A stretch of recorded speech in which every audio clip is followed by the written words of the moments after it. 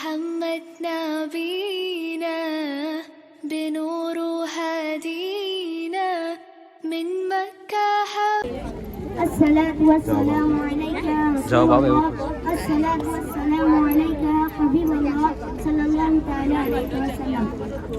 آج ہم حج کے حوالے سے ضروری معلومات پیش کریں گے جس میں ہم آگے حج کیا ہے, حج کسے کہتے ہیں, حج کے کتنے دن ہیں, حج کس پر فرض ہے, حج کے دنوں میں ہمیں کیا کیا ارکان ادا کرنے ہیں.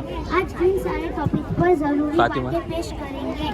آئیے سب سے پہلے جانتے ہیں حج کسے کہتے ہیں. احرام باندھ کر 9ویں ذی الحجہ کو عرفات کے میدان میں ٹھہرنے اور کعبے کا طواف کرنے کو حج کہتے ہیں. اور اس کے بعد ہم جانتے ہیں کہ حج کیا ہے. حج اسلام کے فرائض میں سے ایک اہم فرض ہے اور اسلام کے ارکان میں سے ایک اہم رکن ہے. اس حوالے سے حضور صلی اللہ علیہ وسلم نے ارشاد فرمایا کہ اسلام کی بنیاد 5 چیزوں پر رکھی گئی ہے, یعنی اسلام کے ارکان 5 ہے. پہلا, کلمہ طیبہ یعنی اس بات کی گواہی دینا کہ اللہ کے سوا کوئی معبود نہیں, محمد صلی اللہ علیہ وسلم اللہ کے بندے اور اس کے رسول ہیں. نمبر 2, نماز قائم کرنا. نمبر 3, زکوٰۃ دینا. نمبر 4, حج کرنا. اور نمبر 5, رمضان کے روزے رکھنا. یہ عاشقان رسول اسلام میں بنیادی طور پر 4 قسم کی عبادت فرض ہے. ان میں سے ایک عبادت حج ہے. اس سے پتہ چلا کہ حج کس پر فرض ہے. حج ساری عمر میں ایک مرتبہ فرض ہے, مگر صرف اس مسلمان پر جس کے پاس یہ 8 فرائض پائے جائے ہو. وہ 8 فرائض یہ ہے: مسلمان ہونا. دوسرا, اسلامی حکومت میں نہ ہو تو اس کے لیے یہ بھی ضروری ہے کہ وہ تو اسلام میں حج بھی ہے. تیسرا, بالغ ہونا. چوتھا, عاقل ہونا. اور مظلوم پر حج فرض نہیں ہے. چھٹا, تندرست ہونا. ساتواں, سفر کی خرچ کا مالک ہونا اور سواری پر قادر ہونا.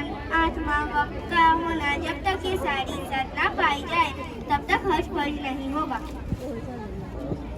اب ہم اس حوالے سے جانتے ہیں کہ حج کرنے کے کتنے دن ہیں. حج کرنے کے 5 دن ہیں. 8 ذی الحجہ سے لے کر 12 ذی الحجہ تک ہے. اور اب ہمیں معلوم ہو گیا کہ حج کرنے کے 5 دن ہیں. اور اب اس حوالے سے جانتے ہیں کہ حج کے ان 5 دنوں میں ہمیں کیا کیا کرنا چاہیے. 8 ذی الحجہ یا اس سے پہلے حج کی نیت سے احرام باندھ لے. اور اب ہمیں 8 ذی الحجہ کا دن مینا میں گزارنا ہے. 8 ذی الحجہ کو نماز ظہر سے لے کر 9ویں ذی الحجہ کو نماز فجر تک یہ 5 نمازیں مینا میں ادا کرنا سنت ہے. 9ویں ذی الحجہ عرفات کے میدان میں گزارنا ہے. اور عرفات کے میدان میں ٹھہرنے کا وقت اس وقت شروع ہوتا ہے جب ظہر کا وقت شروع ہوتا ہے. تو ہمیں عرفات کے میدان میں ظہر کا وقت شروع ہونے سے پہلے پہنچ جانا ہے. اور پھر ہمیں عرفات کے میدان میں مغرب کے وقت تک ٹھہرنا ہے. جو اس سے پہلے نکلے گا اس پر دم واجب ہو جائے گا. اور پھر ہمیں مغرب کے وقت نکل کر مزدلفہ جانا ہے. اور ابھی ہمیں مغرب کی نماز ادا نہیں کرنی ہے, بلکہ جب ہم مزدلفہ میں جائیں گے تو عشاء کی نماز کا وقت ہوگا. تو ہمیں اس وقت مغرب اور عشاء کی نماز ایک ساتھ ادا کریں گے. اور پھر ہم یہاں پوری رات گزاریں گے. اس رات عبادت بھی کریں گے اور نماز فجر کے بعد ہم یہاں سے نکلیں گے. 10 ذی الحجہ کو سورج نکلنے کے بعد سے صرف بڑے شیطان کو 60 کنکر مارنے ہیں. پھر قربانی کرنی ہے. پھر سر کے بال مڑوانے ہیں یا تقسیم کروانی ہے. پھر طواف زیارہ کرنا ہے. پھر صفا مروہ کی سعی کرنی ہے.